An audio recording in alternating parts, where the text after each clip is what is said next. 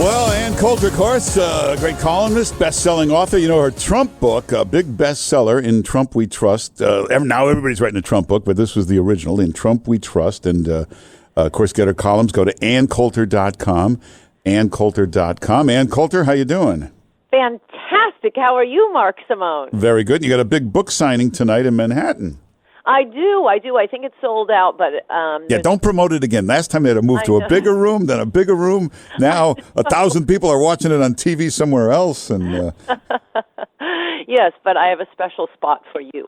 Oh, that's right. I've been recruited to go to this tonight. Exactly. And, hey, everybody's writing a Trump book now. I noticed that, yeah. Well, I must say a lot of people thought... this is dangerous, Coulter. What if he loses? You're destroying your career. Don't do this. No, I wrote it back before it was cool. Yeah, it's a great book, In Trump We Trust. And boy, was I right. The first 11 days, I must tell you, Mark, I'm just getting exhausted from winning so much. But there was a little couple of flaws with the travel restrictions. And I don't think so. Well, little things, but I love when they say, why, he made a mistake in his first week. How could this be? No, I don't think there were any mistakes. I mean, if there was a mistake, the one thing I will say the New York Times is correct on, they've complained that only 7 countries are included. Pointing out that, well, we noticed that Trump doesn't do business and also, well, none of the terrorist attacks, I don't know, in the last year have come from anyone from these countries. Well, yeah, okay, I agree. Let's expand it. And it isn't, I mean, to call it the travel ban, that's the shortest way of putting it, but it's not a ban. It's a very brief suspension while we work on the vetting procedures. And, you know, forget that this is what I'm writing about this week. Everything about this executive order is a lie. It's not a ban. It's a temporary pause in admissions from 7 terrorist-producing countries. Muslims aren't mentioned in the order. These were the 7 countries on Hillary Clinton and Barack Obama's State Department list of dangerous countries. But also this whole concept of refugees. We keep hearing about this as if these are people fleeing the Holocaust, and then you read the cases, and, you know, it's elderly, sickly people coming to visit their grandkids, and, immediately sign up for Social Security. So, you know, stop pretending we have people fleeing the Holocaust. No, they're coming here to access America's entitlement programs. You will notice an awful lot of elderly and sickly ones. One guy in the New York Times, and this was their, you know, list of the baby seal Muslims, their most attractive people blocked. In one case for, you know, less than 48 hours while they checked him out. Ooh, it sounds horrible. But another one was returning from fulfilling his duties as an elected official in Iraq. So, okay, again, not fleeing the horrors, the ravages of war, not being persecuted. This is all a scam, but if you get in as a refugee, you're instantly entitled to welfare, you know, English language classes, soon to qualify for citizenship, even apart from the safety issue, which obviously is important, after San Bernardino, Orlando, 9/11, Boston Marathon, of course that's important. Some of these refugees who came in, by the way, as you know, people who helped us in the Iraq War, turned out to be plotting terrorist attacks here in America. One guy's fingerprints were found on an IED in Iraq. Yeah, so to be used against Americans. That's how careful our vetting procedures is. But besides that, again, why are we not taking the best of the world? This is a seller's market here.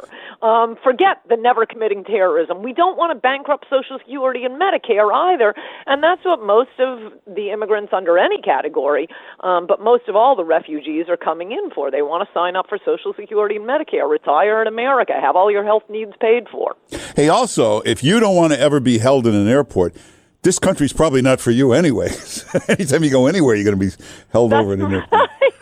That's right. Another great benefit of Muslim immigration to our country are airport security procedures. Now, before we run out of time, Judge Gorsuch, I would assume you're totally happy with him? I'm thrilled. I'm delighted.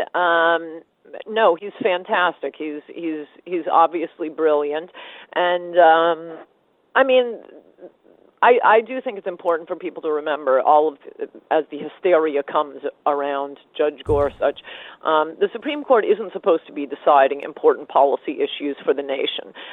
It's supposed to be letting us decide things unless we're prohibited from deciding a certain thing by the Constitution, but that's a very small number of issues.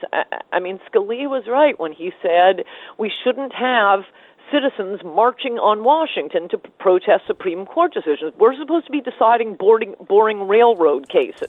This is a matter of reading the law, not of being philosopher kings. Because if they're philosopher kings, we might choose different ones. Yeah. So I'm watching this Gorsuch. I thought, what an impressive guy, like a Sully Sullenberger guy. And then I switch over to MSNBC. They were telling me he's evil, he's a racist, he's a misogynist, he's a homophobe, he's a horrible, terrible, disgusting person. So which is the truth? No, they had all of those claims ready to go no matter who it was. Well, the reason the Supreme Court is so important to the left, and it took a while for conservatives to wake up to this, in fact, it took the Judge Bork's hearings, is that, it's no longer the old Democratic Party of, unions and the working class. Now it's a lifestyle party. It's all about gay marriage and abortion. And they often, certainly with gay marriage to use an example, they can't get Americans to vote for their crazy ideas. So they go to the courts to have it delivered to them on a silver platter. Oh, look, we just discovered in this 200-year-old document there's a right to gay marriage here.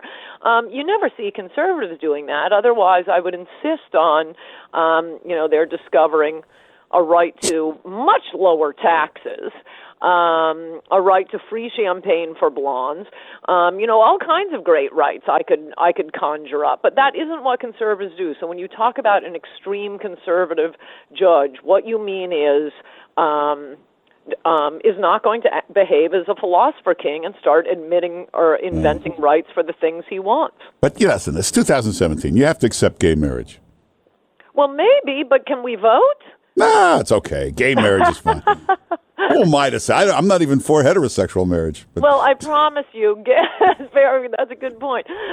Gay marriage and abortion until the age of 30 will always be legal in New York State. All right. Well, yeah, that's true. So, so tonight's the big book signing, and if you haven't gotten this book yet, it is the best book on Trump.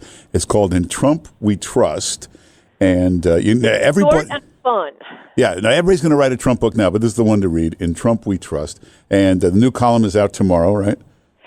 Yes, or for if you're really anxious tonight. Yeah, if you go to AnnCoulter.com and you sign up there, you'll always get everything first there, AnnCoulter.com. And, I'll see you tonight at the book signing. Yes, see you tonight, Mark. All right, take care. Bye. Take care.